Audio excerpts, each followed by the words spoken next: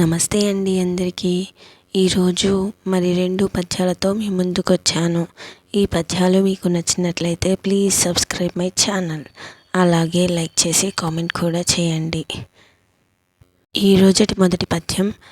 నయమున బాలుం ద్రావరు భయమునను విషమునైన భక్షింతురుగా నయమింత దోషకారియో భయమేజు పంగవలయు బాగుగ సుమతి. ఈ పద్యం యొక్క భావం: మెత్తని మాటలచే పాలు కూడా తాగరు, భయపెట్టినచే విషమునైనను త్రాగుతురు. మృదుత్వం ఎప్పుడైనను చెడునే కలిగించును, కావున చక్కగా భయమునే చూపుచుండవలెను.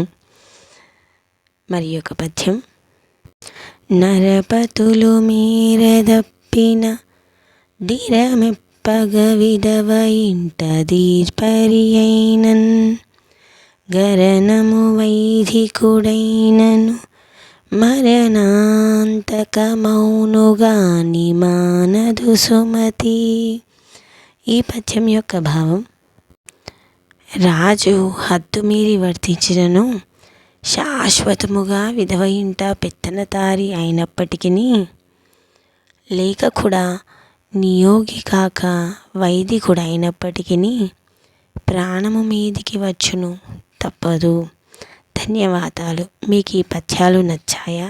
నచ్చితే ప్లీజ్ సబ్స్క్రైబ్ మై ఛానల్. అలాగే లైక్ చేసి కామెంట్ కూడా చేయండి. ధన్యవాదాలు.